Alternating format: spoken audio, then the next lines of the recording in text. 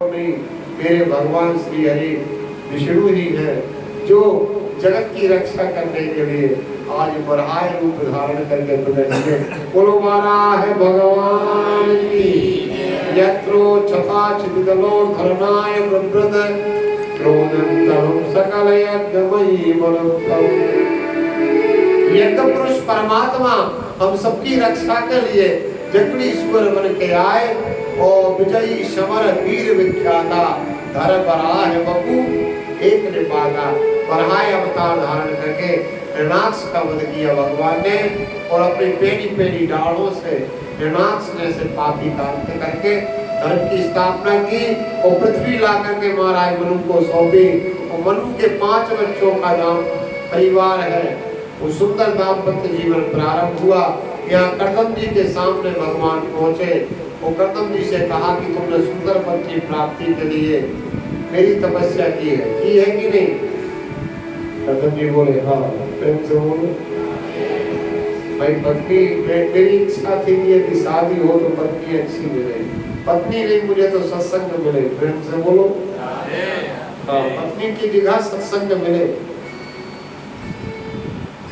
पत्नी सुंदर हो, सुशीला हो, धर्मचारिणी हो, और सत्संग करे, ये नहीं कि कुसंग करे।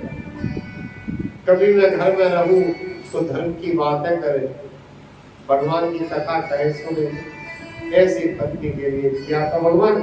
लेकिन आपके चरणों के दर्शन के प्रभाव से अब तो मुझे ना पत्नी चाहिए, ना पुत्र चाहिए, ना धन चाहिए, ना धन चाहिए, कुछ नहीं चाहिए। अब तो आपके श्री चरणों का भजन करता रहूं। तो भगवान बोले मैंने तुम्हारे लिए पत्नी देख ली है, स्वयं मनु की भजनी बेटी, जिसका नाम है देवहूति। उस देवहूति से विवाह करो। देवहूति तुम्हारे लिए पूर्णतया, देवहूति तुम्हारे लिए पूर्णतया सुंदर है और समर्पित है।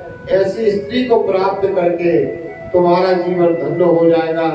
इसलिए आप ऐसी धर्मपत्नी को प्राप्त कर ले। भगवान जिस स्त्री की बड़ाई कर रहे हो वो कैसी होगी बताइए।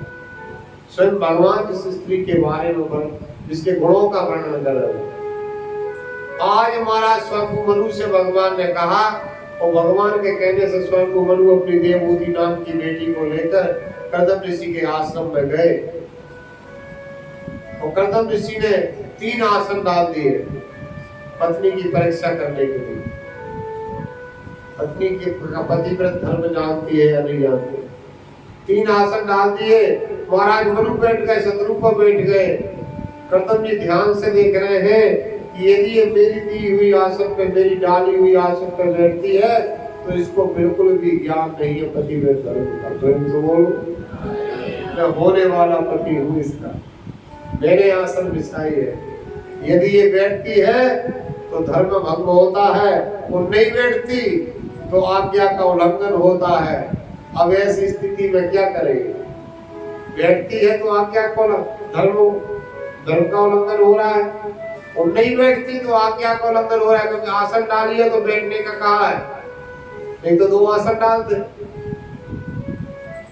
देवहूति बढ़ी तो आसन के तरफ, लेकिन देवहूति ने माता बुद्धि लगाई। आप बताओ क्या करेगी? बैठना चाहिए कि नहीं? दिमाग लगाओ आप भी। प्रेम से बोलो आपका महाराज हम तो पति से कह देते जरा गद्दा बिछा लो। प्रेम से बोलो पानी ले आओ। कितना अंतर है पहले की माताओं में आज की माताओं में, बहुत अंतर है। पुरातन माताओं में आज की माताओं में बहुत अंतर है। कभी भी स्त्री को अपने सौभाग्यवती के गहने नहीं उतारना चाहिए, जैसे चूड़ी, बिंदी, कान के, नाक के, बिछुड़ी, पायल, इनके बगैर कभी भी स्त्री को नहीं रहना चाहिए। सुहाग के चिन्ह कभी खाली नहीं करना चाहिए। बहुत सारी माताएं पता नहीं चूड़ा वूड़ा पहन लेती, काका पहन लेती। प्रेम से बोलो है? वो पता है सिंदूर लगाने का विधान बताया। सिंदूर एक वो केमिकल सा आता वो नहीं बताया, रेडीमेड के लिए केमिकल आता है, माता थोड़ा सा लगा लेती है उसको, वो नहीं बताया केमिकल। मनुष्य के लिए क्या करना चाहिए? माताओं के लिए ओरिजिनल सिंदूर मंगाए, और सिंदूर को माँ भगवती के 108 बार नाम लेती जाओ और एक एक चुटकी छोड़ती जाओ दुर्गा जी के ऊपर, और 108 नामों से अर्चन कर दे उस सिंदूर का। फिर उस सिंदूर को डिब्बी में रखे, वो शुद्ध सिंदूर लगाए मांग में, उससे आपके सौभाग्य की वृद्धि होगी, आपके घर में लक्ष्मी की वृद्धि होगी, पति की आयु की वृद्धि होगी। प्रेम से बोलो। ये नहीं है कि आपने केमिकल लगा लिया। स्त्री को सदा सामने से मांग निकालना चाहिए। कैसी? बिल्कुल बीच में से। तो बहुत सारी माता ऐसी कर लेंगी, ऐसी कर लेंगी, पता नहीं कैसी कैसी कर लेंगी। तो मांग कितने अंगुल की भरना चाहिए है? बोलो तो भैया थोड़ी सी कितने अंगुल की भरना चाहिए बताओ तो?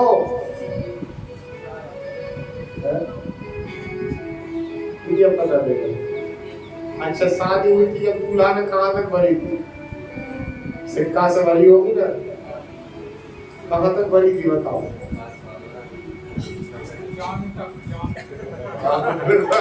चांद को बता, दूसरी को बता है चांद तक, लेकिन दारू तक, दारू यहाँ तक भरना चाहिए कम से कम। तो तब विधान तो है 8 अंगुल का, लेकिन 8 नहीं तो कम से कम 5 तो भरो। माता पता नहीं क्या समझती कि उसमें का सुंदरता कम हो जाती है या क्या है, भगवान जाने आजकल क्या हो गया। इसी के कारण हमारे घरों में कलह मची हुई है, क्लेश मचा हुआ है। बहुत सारी बातें हैं जो रोज लोग गलती कर रहे हैं, वो रोज उसकी भरपाई भी कर रहे हैं। प्रेम से बोलो राधे राधे, अरे जोर से तो बोलो। हाँ, तो ये है बात। आज अब इसकी बारी आई देवभूति की, तो बैठे ना बैठे आप तो हाँ या ना बताओ, तो बताओ। बैठती है तो मर्यादा का उल्लंघन हो रहा है, और नहीं बैठती तो आज्ञा पूरी नहीं हो रही। बुद्धिमानी लगाई देवभूति ने क्या किया पता है? समझ गई कि इन्हें बैठने को कहा है, आसन डाल दिया, तो मैं बैठ गई तो मेरा धर्म हो जाएगा, शादी नहीं करेगी। फिर तो इसलिए उसने आसन को उठाया, दूसरी जगह उनके बराबर में थोड़े हट के बिछाया और बैठ गया। कर्दम में से संग हो गए। वाह, आज्ञा का पालन नहीं कर दिया, पति की आसन पे नहीं गए। फिर तो बोलो भगवान की। दोनों का विवाह हुआ। कालांतर में भगवान से एक वरदान और मांगा था कर्दम जी ने कि मैं विवाह तो करने तैयार हूँ, लेकिन आप मेरे घर में बेटा बन के आए तो। भगवान ने कहा था तू मैं बेटा बन के आऊंगा। अरे ऐसे माता पिता का बेटा बनना तो मेरे लिए भी गौरव की बात हो। और आज भगवान ने तथास्तु किया। कर्दम ऋषि की अनंत वर्षों तक शादी के पहले दिन जाकर के देवभूति को कहा कि तुम तुम्हारे हिसाब से आसन को जमा लो, इसमें 4 मार लगे छुपा लो, जब तक मैं संध्या कर लूं। वो संध्या करने बैठे की लाल समाधि अखंड अपारा, समाधि नहीं टूटी। देवभूति ने ना अन्न खाया ना पानी पिया, जैसी दुल्हन के जोड़ा में सेवा करती रही, और अंतोगत्वा मरना सन्न अवस्था में आ गई, तब तक समाधि नहीं टूटी। ये देख करके माता लक्ष्मी को बड़ा दुख हुआ। भगवान से प्रार्थना करती, एक बार मेरे पति की ध्यान समाधि से बाहर निकाल दो, जिससे मैं उनसे आज्ञा लेके शरीर को त्याग सकूं। आयु पूरी हो गई। देवभूति ऐसे उच्च कोटि के भक्त तब माता लक्ष्मी को दया आ गई। माता लक्ष्मी ने भगवान से कहा आप किस भक्त को ऐसा करना था, जब समाधि में जाना था तो उसने विवाह किया, तो वो बेचारी मरने की कगार पे आ गई। उसी दिन से इसके शरीर की सेवा कर रही है। अब आप उठाते ऐसे या मैं उठाऊं? प्रेम से बोलो। माता लक्ष्मी से कहा भगवान ने आप धैर्य धारण करें, कुछ नहीं होगा, वो मरेगी नहीं, देखती जाओ लीला चल रही है। और मेरे प्रभु कर्दम ऋषि के जो हृदय में दर्शन दे रहे थे, हृदय से अंतर ध्यान हुए तो कर्दम ऋषि के नेत्र खुल गए। देखा कि सामने एक बुढ़िया पड़ी है। कर्दम ऋषि को स्मृति नहीं रही कि मेरा विवाह हुआ। कर्दम ऋषि ने कहा कौन हो तुम, मेरे आश्रम में कैसे आई, देवी कौन हो? तो उसने पूरा बताया, मैं महाराज स्वयं मनु की पुत्री देवहूति हूँ। आपसे मेरा विवाह हुआ था, विवाह होकर के हम दोनों आश्रम में आए, आपने कहा मैं संध्या कर लूं, उसी दिन से आप समाधि में बैठे हैं। और मेरी ये स्थिति हो गई कि मैं मरणासन अवस्था में आ गई, बगैर कुछ खाए पिए आपकी सेवा करती रही, अनेक वर्ष हो गए। फिर महाराज अब मेरे शरीर में और शक्ति नहीं, मैं तो प्राणों को रोक के रखे, अब आप मुझे आज्ञा दें जिससे मेरे प्राण निकल जाओ। कर्दम जी ने ध्यान में देखा, सारी त्रिकालदर्शी के सारा विवाह देखा, कैसे कैसे सेवा की, सारी सेवा देखी। और बोले देवभूति तुम धन्य हो, धन्य तुम्हारे माता पिता जो तुम मेरे शरीर की सेवा करती रही, अपने शरीर की बिगड़ परवाह किए। इसलिए एक मंत्र मारा तो हजारों सेविकाएं प्रकट हो गई। वो कहा जाओ वो बिंदु सरोवर है, मेरी तपस्या का जल है, उसमें डुबकी लगाओ। उपटन लगा लगा कर उदासियों ने जब देवभूति को नहाया, जैसे ही डुबकी मारी तो देवभूति ऐसी हो गई जैसे अभी मनु के घर से घर आई है। प्रेम से बोलो जैसी की जैसी हो गई। कर्दम ऋषि बहुत हंसे, देखो देवी तुम मरने की बात कर रही, तुम तो पहले से भी और अच्छी हो गई। और आज एक कामद विमान प्रकट किया, कामद विमान, इसमें दसों ऋतुओं का वास रहता है, सुंदर सरोवर है, बगीचे हैं, मन की गति से चलता है, मन की गति से चार जहां जा सकता है। ऐसा विमान आज तक वैज्ञानिक नहीं बना पाए। प्रेम से सारी सुख सुविधाओं से युक्त, उसमें अपनी पत्नी के साथ विहार किया तो भैयाओं 9 कन्याओं का जन्म हुआ। कर्दम जी बोले वाह देवी वाह प्रभु, फंसा दिया माया में, अब इनको पालूंगा पोसूंगा बड़ा करूंगा कन्यादान करूंगा, सारा जीवन बर्बाद कर दिया। और ऐसा ध्यान करते हो और विकल होकर के जंगल में भागने लगे तो देवभूति ने हाथ पकड़ लिया, ये तो पराया धन है बिटिया, ये तो अपने अपने घर चली जाएगी। और जब ये अपने अपने घर चली आएगी तो मेरे पास कौन रहेगा? एक बेटा हो जाने तो फिर मैं तुम्हें नहीं रोकूंगी। और इनसे क्या आपको दिक्कत है बेटियों से? बेटियां हो गई तो घबराने लगे आजकल के लोग भी, जैसे पहली बार बेटा हो गया तो पहली ऑपरेशन करा देते हैं। तो बोलो वो 2-3 बेटियां इकट्ठी हो गई नहीं तो घबराने लगते लोग, बहू से लड़ेंगे, एक बेटा से लड़ेंगे। बहुत सारे लोग गर्भपात करा देते, ये बहुत पाप, बहुत बड़ा पाप, भ्रूण हत्या। गर्भस्थ शिशु को नष्ट करना बहुत बड़ा पाप।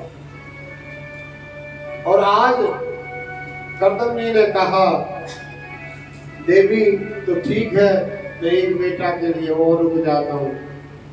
बताया है शास्त्रों में बहुत भाग्यशाली व्यक्ति के बेटियों का जन्म होता है, पूर्णात्मा व्यक्ति के, धर्मी व्यक्ति के, दानी व्यक्ति के बेटियों का जन्म होता है। एक बेटी का विवाह कर दो, एक यज्ञ हो गया। प्रेम से बोलो।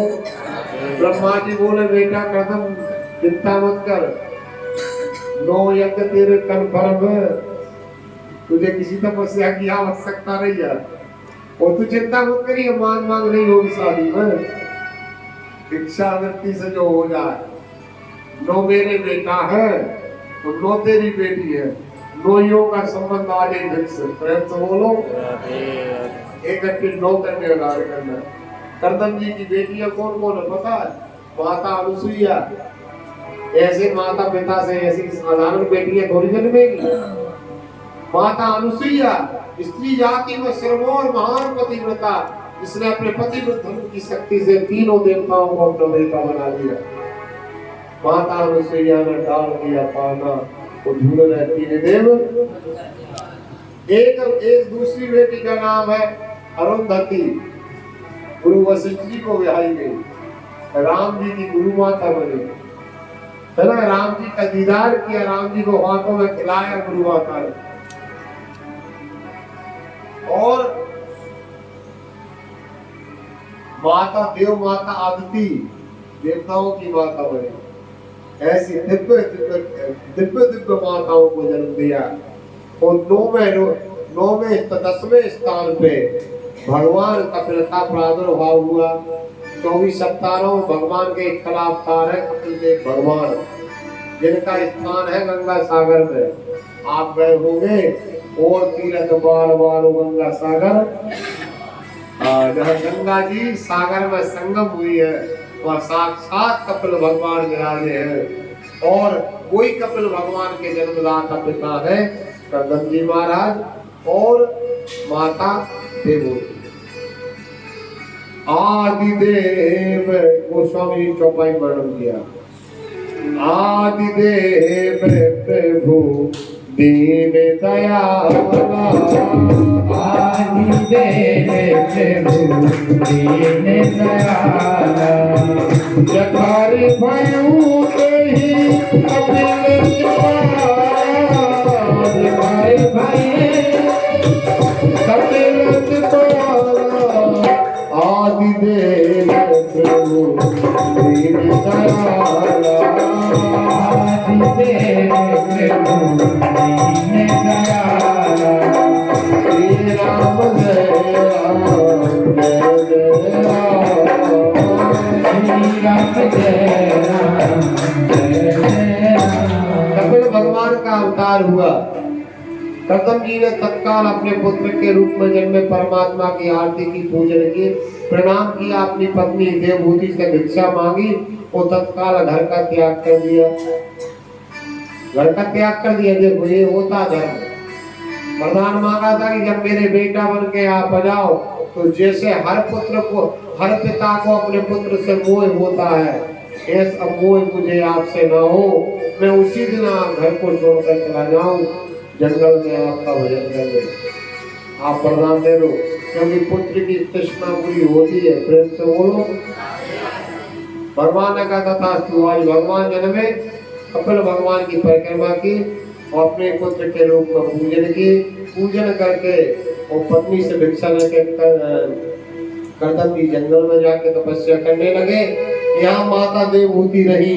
माता देवहूति को बड़ा सुंदर अध्यात्म योग का वर्णन किया, अध्यात्म ज्ञान दिया भगवान कपिल ने। वो कहा माँ मैं पूर्ण हूँ, बाकी संसार में कोई पूर्ण नहीं है। मैं जो बोलूं, मुझे कुछ नहीं चाहिए, मैं सबको बनाने वाला हूँ, सबको पालने वाला हूँ, और मैं ही सबको मारने वाला हूँ। हे माँ मैं पूर्ण हूँ। पूर्णमेदा पूर्णमिदं पूर्णात् पूर्णमुदच्यते पूर्णस्य पूर्णमादाय पूर्णमेवावशिष्यते। हे माँ जीव के लिए, बांधने के लिए संसार में 2 रस्सियां हैं। एक रस्सी का नाम है ममता।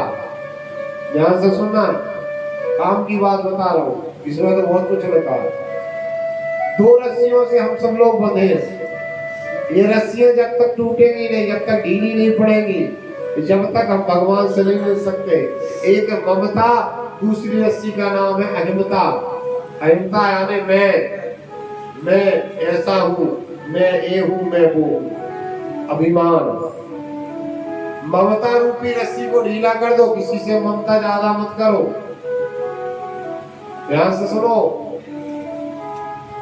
किसी से भी संसार में ज्यादा ममता मत करो, क्योंकि ज्यादा ममता करोगे तो निश्चित है कि फंस जाओगे। ममता के कारण ही हमें संसार में दोबारा आना पड़ता है। अपने कर्तव्य का पालन करो, पुत्र का कर्तव्य निभाओ, पति का कर्तव्य निभाओ, भाई का कर्तव्य निभाओ, लेकिन अपना किसी को मत मारो। प्रेम से बोलो। हाँ, वो भागो भी मत। ये नहीं है कि भाग के जंगल चले जाओ बाबा मान के। हाँ, रहो माया में। सबके लिए कर्तव्य का पालन करो, कर्तव्य से मुख मत मोड़ो, लेकिन किसी को अपना मानो भी मत, क्योंकि ये कोई आपके साथ में जाने वाले नहीं है, याद रखना। इसलिए ममता को धीरे धीरे कम कर दो, ढीली कर दो, सबसे ममता छोड़ो, सबके ममता ताग बटोरी। धीरे धीरे जब आप आयु बढ़ती जाए तो ममता को बटोर लो, जहाँ जहाँ फैली रहती है फैलाए रखो, सबको समेट के पूरी ममता को, वो बाद में सारी ममता भगवान को अर्पण कर दो। प्रेम से बोलो। गोस्वामी जी ने रामायण में लिखा सबके ममता ताग बटोरी, ममता की रस्सी ढीली कर दो मरने से पहले। वो अहंता को छोड़ दो कि मैं ब्राह्मण, मैं क्षत्रिय, मैं ये, मैं वो, मैंने ये किया, मैंने वो किया, मेरे जैसा कोई नहीं है। इन सबको छोड़ दो, बच्चे जैसे बने रहो, बच्चे जैसे बन जाओ। मैं कुछ नहीं जानता भगवान, सब आपके ऊपर है, आपके ऊपर है। मेरे जीवन की गाड़ी सब आपके ऊपर है। मैं कुछ नहीं जानता, मैं तो आपके शरण में हूँ। ना मैं बुद्धिमान हूँ, ना मैं गुणवान हूँ, ना मैं ऐश्वर्यवान हूँ, अच्छा हूँ या बुरा हूँ, पर दास हूँ तुम्हारा। जैसा भी हूँ वो भी तो मैं तुम्हारा हूँ। हे माँ, इस प्रकार से अहम को त्याग कर, तो ममता को त्याग कर, मनुष्य भगवान की प्राप्ति कर सकता है। मन ही बंधन का कारण है भैया, तो मन ही मुक्ति का कारण है। जब यही मन भागवत कथा में लग जाए तो यही मन मुक्ति का कारण बन जाता हो। जब यही मन जाकर के विषयों में रत हो जाए तो यही मन बंधन का कारण। इसलिए माँ, मन की तरंग मान ले बस हो गया भजन, आदत बुरी सुधार ले बस हो गया भजन। मनुआ तो पंछी हुआ उड़कर चला आकाश, ऊपर से ही गिर पड़ा या माया के पास। मन के मारे बन गए, मन घर में नहीं लगो तो द्वारकापुरी आ गया। कि चलो मन कुछ रहते हैं, दर्शन करें, घूम है। मन के मारे बन गए, मन से बस्ती माई, कह कबीर मन लालची। अब यहाँ के घर की याद करने लगे, तो जल्दी कार्यक्रम हो जाए, जल्दी पहुंच जाए। कह कबीर मन लालची, एक फेरत। ये भैया भगवान बोले कबीर जी, मन की गति है अटपटी, झटपट लखे न कोई। वो जो मन की खटपट मिटे, जो मन की खटपट मिटे, तो झटपट दर्शन हो। अरे भैया, ये खटपट जो तेरे दिमाग में कर रही कि मैं तेरा बेटा हूँ, ये तेरा आश्रम है, ये कुछ नहीं है तेरा। ना तू कुछ लेके आई है, ना कुछ लेके जाएगी। ये संसार नासमान है, यहाँ कुछ रहने वाला नहीं है।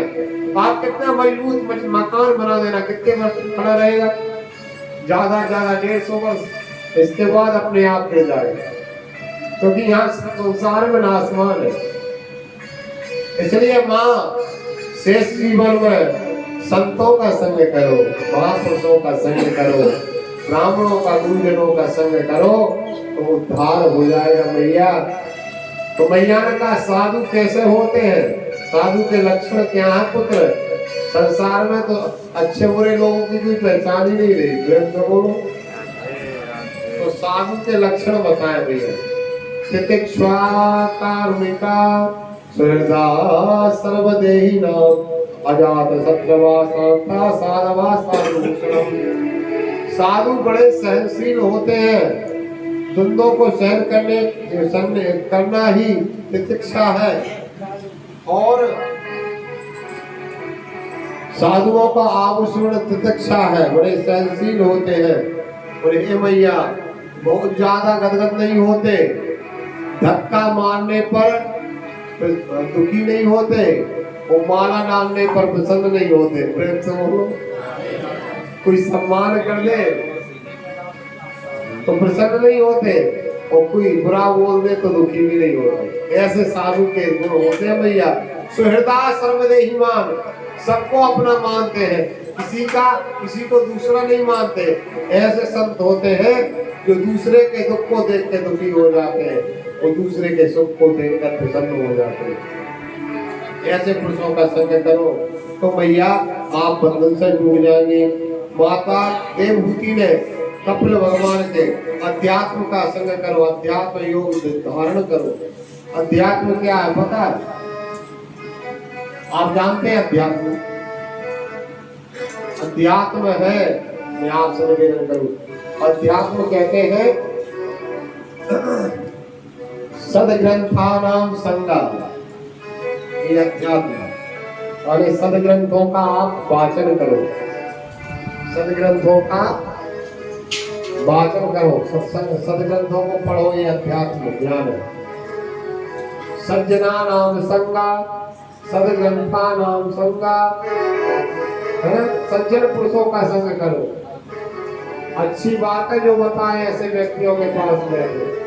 और भैया मैं आपसे भी कहूँ, आप भी बेकार की महिलाओं के पास में मत बैठा करें।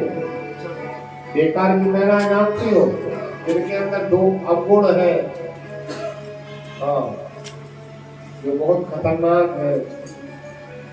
ऐसी स्त्रियों का संग हमें नहीं करना चाहिए, क्योंकि सत्संग संगत से गुण उपजो, संगत से गुण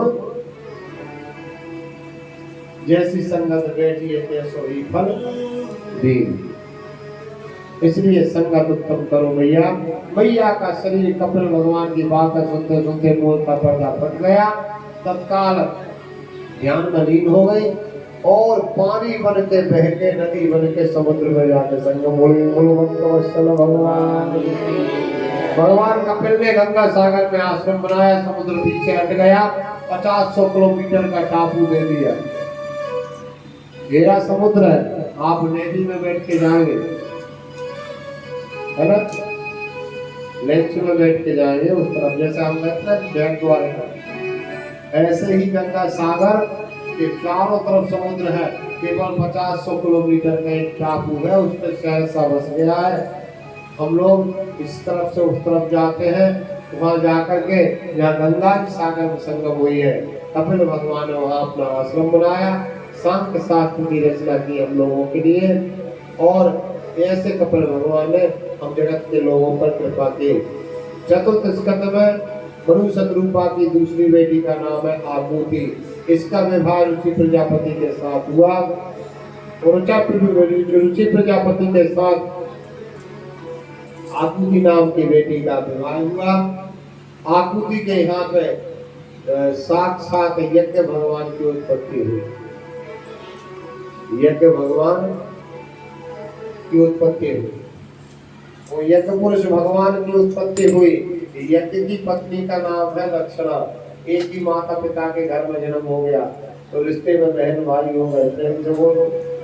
अब बताओ, लक्ष्मी नारायण एक ही माँ के घर से पैदा हो गया। महाराज मनु ने देखा, मनु पहचान गए, ये तो साक्षात यज्ञ भगवान का अवतार लेकर के भगवान विष्णु आए हैं, ये माता लक्ष्मी का अवतार है। लेकिन बेटी तेरी अकेली की कोख से कोई जन्मे है, इसलिए बेटा को तू रख ले, बेटी को मैं ले जाता हूँ, दोनों विवाह के योग्य होंगे, दोनों का विवाह कर देंगे। तो यज्ञ की पत्नी का नाम क्या है? बोलो तो। आप कभी भी घर में यज्ञ करें, पूजा पाठ करें, उसमें पर्याप्त दक्षिणा अर्पण करना, दक्षिणा में कंजूसी मत करना। लोग क्या करते हैं, ऐसे बहुत उड़ाते हैं पैसा, और जब दक्षिणा की बात आती है ब्राह्मण को देने की, रात भर बेचारे से भाव अर्पण मांगे पंडित से, पंडित जी ऐसा कर लो, पंडित जी ऐसा कर लो, रात भर नचाएंगे, है ना? सर का ऊपर होगा बेचारा लगन से लेके ब्याह के मैदान से लेके माहौल तक शांति नहीं जमा कथा जब तक नहीं होगी। और रात भर बेचारे ने माहौल पढ़ाई 2-3 दिन का हमारा ये सोच के कि यजमान अच्छा है कुछ अच्छी दक्षिणा देगा। और बाद में पता चला कि 20,000 के पटाखे चला दिए, 20,000 के डीजे बजा दिए, 20,000 के बाजे बजवा लिए, 50,000 की दारू पिला दी। प्रेम से बोलो। और ब्राह्मण के दक्षिणा की बारी आई तो पता चला 1100 रुपये पकड़ा। बोला महाराज जी अब बहुत खर्च हो। महाराज जी ने कहा कि वाह भैया बहुत अच्छा किया तुमने। याद रखना ऐसा कभी मत करना। डीजे में कम कर लेना, बाजे में कम कर लेना, शराब एक बाटल भी किसी को मत पिलाना। ब्राह्मण सोच के आया है कि आपके घर में शादी में उसे 5100 मिलेंगे तो आप उसकी सोच से अधिक दे देना कि आपने 7100 दे दे तो आपको बेटा बहू को आशीर्वाद नहीं पड़ेगा, अपने आप मिल जाएगा। बोलो भगवान। हाँ अपने आप उसकी आंखों से आशीर्वाद निकल जाएगा, आत्मा से आशीर्वाद मिल जाएगा। बताओ मैंने तो सोचा था कि 31 तो देगा वो, इसमें तो 5100 दे दिए। तो दक्षिणा हम लोग काटते हैं। वो दक्षिणा काटने वाले व्यक्ति का यज्ञ पूरा नहीं होता, सफल नहीं होता। इसलिए कभी भी पूजा पाठ करो तो अच्छे से करो, दक्षिणा में कभी मत करो। हम इसलिए नहीं कह रहे कि आप सब यजमान है, प्रेम से बोलो। हाँ लास्ट दिन पता चलेगा कैसा कौन है। अब तो खूब उड़ा रहे हो, खूब खरीदी कर रही आता है ना। भैया में तो बहुत महंगाई है। हाँ समुद्र के तट पर बैठे या तो इसलिए काम की चीजें ले लो जो अपने इधर ना मिले। अपने इधर मिलता है वो इधर से मत ले जाओ। पूरा वजन लाद के जाओगे और पता चलेगा कि अच्छा भी नहीं मिलेगा। और प्रेम से बोलो राधे राधे। यहाँ से तो प्रसाद ले जाना चाहिए, चले जाना चाहिए। ज्यादा भगवान मत खरीदा करे हर कहीं। एक कैसे मिलेगी भगवान, एक कैसे मिले रामेश्वरम से, एक जगन्नाथ से ले आए। धीरे धीरे पता चलो कि भगवान इतने होगा बेटे मिलेगा नहीं हो। गणेश जी कह रहे को के सड़क दियो और भगवान ठाकुर जी कह रहे सड़क जाओगे चलेगा नहीं कैसे। तो माताओं को भगवान की मूर्तियों की बड़ी तृष्णा होती थी, ये भी ले जाओ घर जान के डार का प्रत्येक अपने। एक माता नया तस्ला हम लोगों देती है, 1 घंटे डूब जाओगे तो ये अच्छा नहीं। मूर्ति उतनी रखो जितनी आप संभाल सको, पूजन कर सको। अब आपने 1 कटोरी में भोग रख दिया, अब हम बैठे बहुत सारे, वो कह रहा भैया मोह दे दे आज तू बन पाए। उसी में से उनकी लड़ाई होती, खटपट होती, नहीं घर में विवाद होते। प्रेम तो बोलो होते ना। एक करके हम एक में रख दिया, सबने बार उठा और देने में कोई नाराज हो, लड़ाई हो जाता ना आपस में। भाई तुम्हें तुम खा रहे हमें दे दो एक आध, हम भी बैठेंगे। तो आप थोड़ा कटोरियां एक्स्ट्रा रखो मेरे मंदिर में, आलस ज्यादा मत। The Bluetooth device is ready to pair. तो कटोरी हमें एक्स्ट्रा रखना चाहिए और ज्यादा जगह पे लगा देना चाहिए। थोड़ा सा अपन चेंज बात लग रहा हो इसलिए। और किसमें प्रेम से बोलो। और थाल जो लेके आओ वो मुख्य देवता को रख दो, जो घर में मुख्य प्रधान बैठा है, और उसी में सबको ध्यान कर लो कि हे भगवान एक हाथ सब साथ। तो ये तो हो गई जब आकृति का विवाह। प्रसूति का विवाह दक्ष प्रजापति के साथ हुआ। प्रजापति दक्ष के यहाँ पे 16 कन्याओं का वर्णन है भागवत में। वैसे तो इसके 52 कन्या हुई, 27 का विवाह चंद्रमा से किया, 10 का विवाह धर्म से किया, 13 का विवाह कश्यप से किया और एक बेटी का विवाह अग्निदेव से किया। अग्निदेव की पत्नी का नाम है आपको पता? बताओ तो, नहीं पता? अग्निदेव की पत्नी का नाम है स्वाहा। क्या नाम है? बुद्धि काम नहीं करे, रोज करो तो स्वाहा स्वाहा, लेकिन बुद्धि में आता नहीं है। और एक बेटी का नाम है सुधा, जो पितरों को बिहारी है, पितरों के लिए। तो सुधा नाम की पुत्री पीवरी हुई, पीवरी से ही पितृ देवताओं की उत्पत्ति हुई। बहुत बड़ी बड़ी कथा है। और सबसे नन्ही छोटी प्यारी बेटी थी, वो बेटी का विवाह भगवान शंकर से किया, जिसका नाम था सती। और सती और शिव का विवाह हुआ। विवाह में सारे देवता आए, लेकिन बीच बीच में ससुर दामाद का झगड़ा हो गया। कभी कभी हो जाती है, क्योंकि ससुर भी बढ़ाते हैं जो भगवान शंकर को उग्र रूप है। और विवाद की स्थिति हुई तो शंकर भगवान का इसने अपमान किया। एक सभा बुलाई, उस सभा में सारे देवताओं ने उनके प्रजापति दक्ष को प्रणाम किया। केवल ब्रह्मा जी, भगवान विष्णु और शंकर को छोड़ के सारे देवताओं को अभिनंदन करके बैठ गया।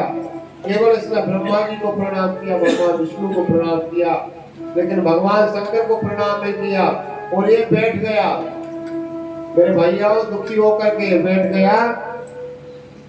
और इसने भगवान शंकर को अनेक गालियां दे डाली, अभिमान में अंधा हो। कब जब प्रजापतियों का अधिपति बने, समस्त प्रजातियों का मालिक बन गया दक्ष, बड़ा अधिकार दक्ष जब पाल। ऐसा कोई जन्मा जग नाही, तुलता पाए पाए पद नाही। संसार में ऐसा कोई पैदा ही नहीं हुआ हो कि किसी के आशीर्वाद से, किसी की दुआओं से यदि तुम्हारे पास सब कुछ हो जाए और बड़े पद पर तुम जाके बैठ जाओ, फिर तुम्हें अपने आप, तुम बाद में पद पे बैठते हो, पहले अभिमान तुम्हारे ऊपर बैठ जाता। तो दक्ष प्रजापति ने बहुत अभिमान किया, भगवान शंकर को बहुत अपमानित किया। नंदीश्वर ने श्राप दिया दक्ष प्रजापति को कि तू कभी सततत्व को नहीं जान पाएगा।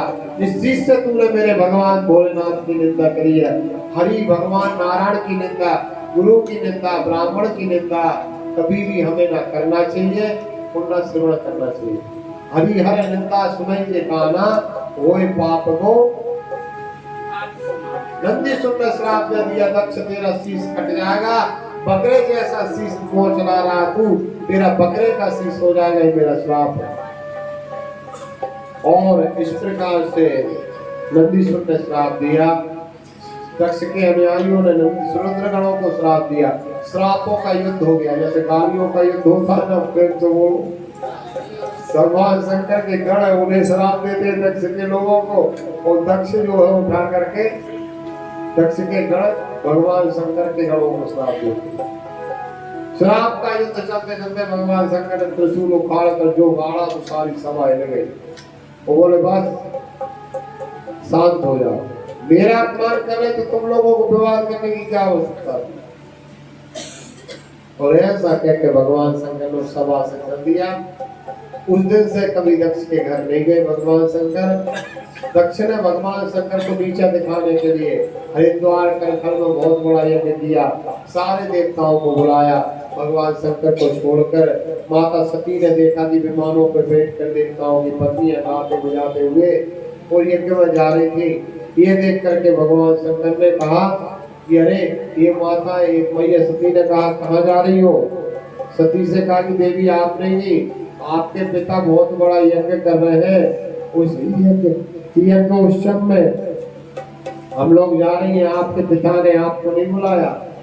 तो माता सती ने कह दिया कि मेरे पिता क्यों नहीं बुलाएंगे, मेरे पिता ने निमंत्रण भेजा, लेकिन मेरे पति अभी समाधि में बैठे हैं, और जब तक पति समाधि में बैठे हैं तब तक मैं कैसे जा सकती हूँ। तभी भगवान की समाधि खुली, ओ राम नाम शिव सुमरन लागे, जाने सती जाने सती जगते पति जाने जानो सती जगते पति जाने श्री राम जय राम जय राम श्री राम जय राम जय जय राम श्री राम जय राम श्री राम जय राम जय जय राम। सती ने भगवान शंकर के चरणों में प्रणाम किया और अपने पिता के घर जाने का आग्रह किया। तो भगवान शंकर ने पूछा कि निमंत्रण आया है?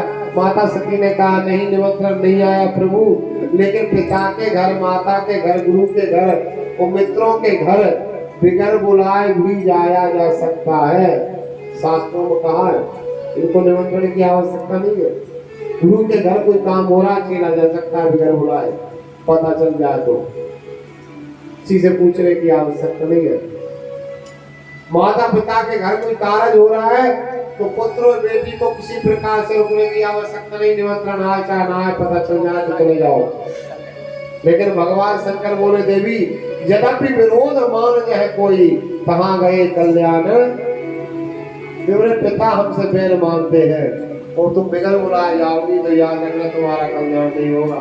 क्योंकि आवत ही हर्ष नहीं उन्हें नहीं सने, तुलसी कहाँ न जाइए जो व्यक्ति आपसे प्रेम नहीं करता, जिसके नैनों में आपके प्रति प्रेम नहीं है, तो उसके घरे यहाँ आपका सम्मान नहीं है, आदर नहीं है, तो भले ही सोने की वर्षा क्यों न हो रही हो उसके घरे। भगवान शंकर कहते हैं, तुलसीदास जी कहते हैं कि ऐसी जगह पर नहीं जाना चाहिए। लेकिन माता सती को बहुत समझाया। माता सती ने एक नहीं मानी भोलेनाथ की। वो माता सती बोली मैं तो जाऊंगी, 84,000 वर्ष से आपसे दूर रहने का वियोग का मेरे दुख होगा है। अब मेरी सारी बहनें आएंगी, खुश रहती है माता, इनको अपने मायके से बहुत लगाव रहता है, प्रेम से बोलो। हाँ, जो मायके के पीछे अपने पति से लड़ जाती, झगड़ जाती है, वो पति का अपमान कर देती है। याद रखना मेरी माताओं, पति ही स्त्री के जीवन की नैया को पार लगाता, कोई लगाने वाला नहीं।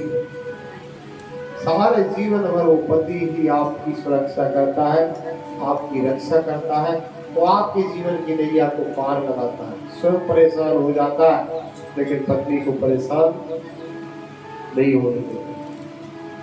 भगवान शंकर ने बहुत समझाया, लेकिन जब सती नहीं मानी तो भगवान ने कह दिया हुई है सो जो राम रचि राखा वो करके बढ़ा वैसा का। और ये नहीं है, आप लोगों को भी शिक्षा मिलती इस कथा से। आपकी पत्नी जैसे आपको नहीं मान रही और नहीं मान रही तो फिर आप कभी कभी क्रोध में कह देते हैं कि जाना है चली जा तू अकेली, मैं नहीं जाऊंगा। तो ऐसा मत कर देना, ये नहीं कहा भगवान शंकर ने। ससम्मान विदा किया, वो मुख गणों को साथ ले जाए, अकेली न जाए, छोड़ के आओ, ले जाओ, घुमा के ले आना। कोई तकलीफ हो तो मुझे बताना। और विदा किया, ये शिक्षा देती है। कभी कभी पति कह देता ना, ऊट पटांग बोल जाता है, जाने जाने की लगाए रहती हूँ, जाओ चली जाओ। पति का कर्तव्य है, यदि कोई लेने नहीं आया माँ के से तो वो स्वयं छोड़ने जाए या छुड़वा किसी से। पत्नी को ये नहीं है कि अकेले चले जाने। भगवान शंकर ने छुड़वाया और वहां जाकर के पति का अपमान करके गई, अनादर करके गई, तो किसी ने भी बैठने का नहीं कहा, किसी ने न पानी दिया, न स्वागत किया। क्या अपनों से चोट लगती है ना, तो उस चोट को मनुष्य बर्दाश्त नहीं कर पाता। याद रखना, सती बहुत तेज थी, वो बहुत बड़ी ज्ञानी थी, आदि शक्ति का अवतार थी। सादर भले मिली माता, भगनी मिली बहुत मुस्काता। याद रखना, जब विपत्ति का समय आता है ना, बुरा समय जब आता है तो अपने भी पराए। सगी बहना व्यंग मार रही सती से, क्योंकि सभी बहनों को पता कि बिना बुलाए आ रही है। कह रही सती वो नहीं है बैल पे बैठने वाले शंकर भगवान। सती कुछ मकान बन गया कि अभी भी वृक्षों तरह गुजारा चल रहा है? वृक्षों सती तेरी भी जिंदगी अद्भुत है, तूने भी कैसे व्यक्ति को पसंद किया। अभी एक आध मकान नहीं बना, छोटा मोटा ही बना लेते, दोनों लोग तो हो ही रहने के लिए। ऐसे अनेक व्यंग्य वचनों को जब माता सती ने सुना, माता सती ने कह दिया कि तुम्हारे वैभव को मुझे बता रही हो, मेरे पति की संपत्ति ऐसा कोई गांव नहीं है, ऐसा कोई शहर नहीं है जहां मेरे पति के प्लाट ना पड़े हो। प्रेम से बोलो, प्लाट ऐसे प्लाट है जहां तुम जैसे लोगों की, जब तुम लोगों को अपने घर के लोग निकाल देते हैं तो मेरे पति की जगह में आकर ही तुम्हें सहारा मिलता है। वो भूमि है शमशान। हर गांव में मेरे पति का प्लाट पड़ा है, संसार के लोग आकर के उसी में वास करते, ये संसार के तो फेंक के चले जाते। बात करती हो मुझसे, मेरे पति की एक जटा के बाल बराबर संपत्ति नहीं तुम्हारे पति हो। जाकर क्रोध भरे रूप में यज्ञ का निरीक्षण किया। ब्रह्मा का कलश दिख रहा है, भगवान विष्णु का कलश दिख रहा है, इंद्र का कलश दिख रहा है, सारे 33 कोटि देवताओं के तांबे के, पीतल के, चांदी के, सोने के कलश रखे हैं, लेकिन रुद्र कलश कहीं नहीं दिखा। सती जाय देखो तब जागा। यज्ञ में जब भगवान कतौ नदी के शंभु कर भागा, भगवान शंकर का जब भाग नहीं दिखा तो मैया को अधिक क्रोध आया और क्रोध में ऊट पटांग वचन अपने पिता के लिए बोल डाले। रे दुष्ट पिता, तेरे जैसे पापी पिता के भगवान कभी किसी बेटी को जन्म ना दे, क्योंकि बेटी वैसी दुखी रहती है और तूने मेरे पति का अपमान करके बहुत बुरा कर दिया। निंदित कहा, अरे निंदित पिता, तूने मैंने तेरा क्या बिगाड़ा था जो तूने मेरे पति का अपमान किया। और आज तू तेरे जैसे दुष्ट पिता के यदि शरीर से, रक्त से ये शरीर बना है तो ये सती इसी वक्त शरीर का त्याग करती है। और भगवान विष्णु से मरते समय वरदान मांगा, सती मरत हरि सन वर मांगा, जन्म जन्म शिव पद अनुरागा। और जलाकर योग अग्नि में अपने शरीर को राख कर दिया। जब माता सती का शरीर त्याग हुआ, भगवान शंकर के गणों ने यज्ञ को विध्वंस करना चाहा, लेकिन भृगु ऋषि ने अपने मंत्र से अनेक हजारों सैनिक प्रकट करते भगवान शंकर के गणों को मार मार करके भगा दिया। ये बात सारी बात नारद जी ने भगवान शंकर तक पहुंचाई और भगवान शंकर ने अपनी जटा पटाक जमीन पर पटकी। उससे वीरभद्र नाम का भगवान शंकर के समान गण प्रकट हुआ। तो वीरभद्र से कहा कि जाओ दक्ष का शीश काट दो और हवन कुंड में डाल देना, और सारे जो मेरे प्रति हंसे हैं उन सबको विधिवत दंड देना। जो एक थपाड़ा लाए तो उसके एक ही मार दंड तो बोलो, ज्यादा मार दिया तो गोविंदा, जिसको जो दंड देना वो ही देना विधिवत। वीरभद्र बोला जी।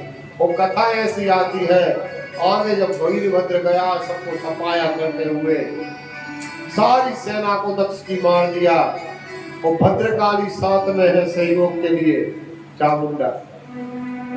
और भैया आंधी सी आ गई दक्ष के राज्य में, हाहाकार मच गया। भृगु ऋषि ने करोड़ों सैनिक प्रकट कर सबका संहार कर दिया एक ओंकार में भद्रकाली और वीरभद्र ने। तब सारी सेना मारी गई। दक्ष प्रजापति भगवान विष्णु का भक्त था। भागवत में 6वें स्कंद में 8वां अध्याय नारायण कवच का पाठ करता था। वीरभद्र ने,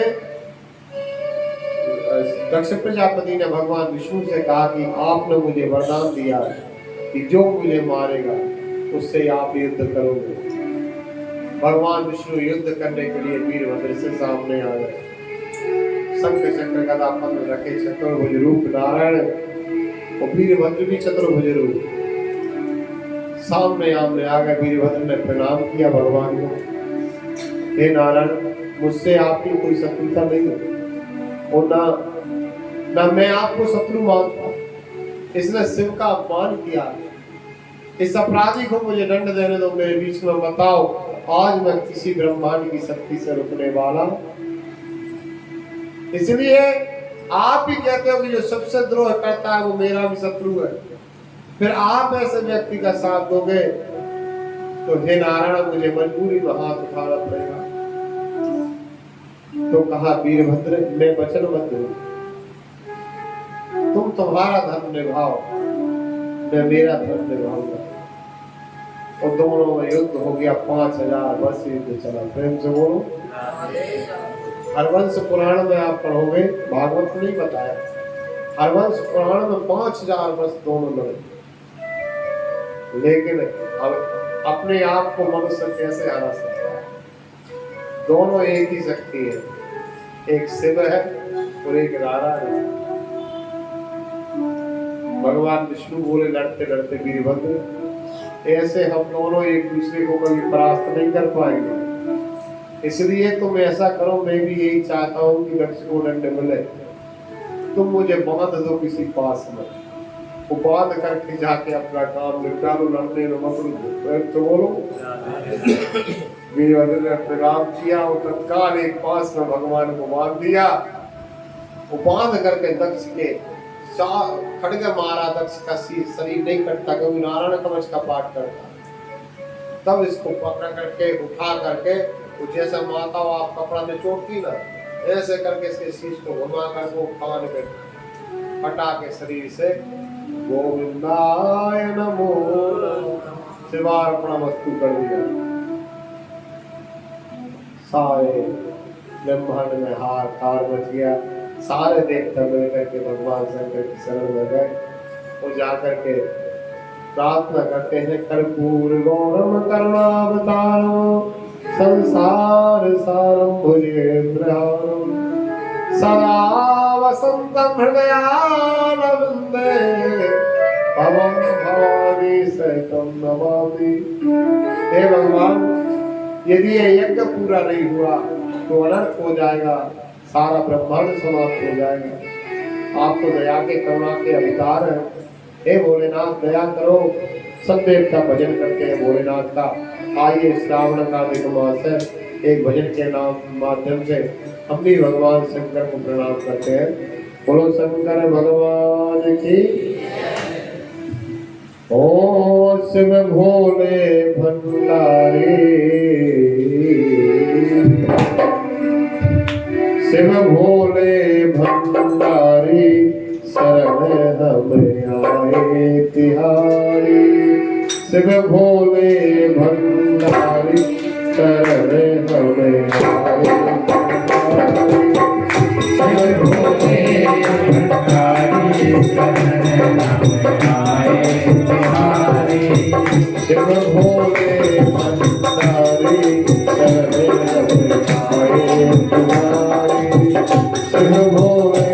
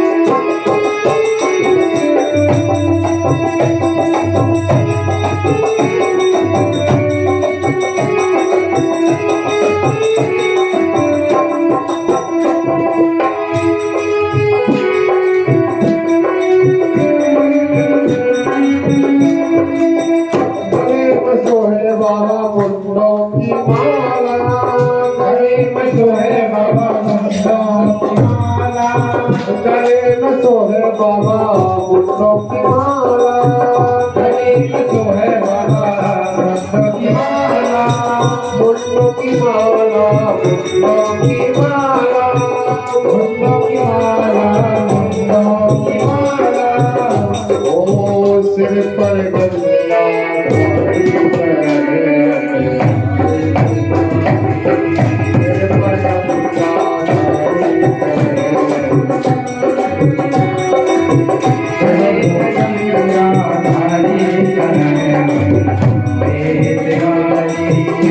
भोले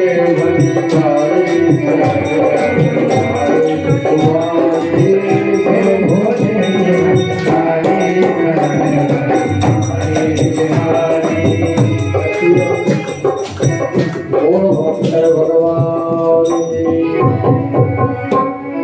अनेक प्रकार से स्तुतियां की और स्तुतियों करने के बाद भगवान शंकर ने जाके दक्ष को जीवित किया, बकरे का शीश लगाया और दक्ष का यज्ञ पूर्ण किया और दक्ष को आदेश दिया कि से जीवन काशी में जाकर के रहो और मेरे नाम का पंचाक्षर मंत्र का जाप करो, ओम नमः शिवाय, तो तुम्हारा पाप नष्ट हो जाएगा। तो दक्ष ने बकरे के मुख प्राप्त करके बकरे की बॉडी में प्राप्त कर दी। अब बकरा कैसे बोलता है तो आप जानते हैं। और भगवान के सामने जब बकरे के आवाज में प्रार्थना की तो भगवान को बहुत हंसी आई। यदि यही प्रार्थना तू जब तेरा सुंदर मुख था, जब तूने कभी मुझे भगवान नहीं माना, मुझे पागल समझा, भूत प्रेतों का संगाती समझा, आज बकरे का शीश हो गया, जब ज्ञान हुआ अब स्तुति कर रहा बकरा जैसा बोला तो भगवान बहुत हंसे। तो कहते हैं ना, हम करते हैं ना कभी ऐसे करते हैं और तो इससे भगवान को याद आ जाती है अपने ससुर की, प्रेम से बोलो, याद आ जाती है, लोग प्रसन्न हो जाते हैं। भगवान ने कहा कि जो मुझे ऐसे प्रणाम करेगा बकरे की आवाज करके बको बको करके तो मैं बहुत प्रसन्न होगा। गाल के बजाय से निहाल कर देते हैं, ऐसा औगरदानी शंकर जल के चढ़ाए से जब लोक देव बार लेत, चंदन के चढ़ाए चक्रवर्ती कर देते, चावल के चढ़ाए से 14 लोक बख्श देते, पत्नी के चढ़ाए से सर्व सुख देते, हर हर कहे से हरत कलेश सब, सारे कष्टों को हम लेता हरा महादेव के लिए, वो गाल के बजाय से निहाल कर देते हैं। एक बार सब लोग बोलो हर हर महादेव, हर हर महादेव। ऐसे भगवान शंकर भूतनाथ भोलेनाथ ने दक्ष का कल्याण किया। आगे कथा आती है, उत्तानपाद राजा हुए, स्वयं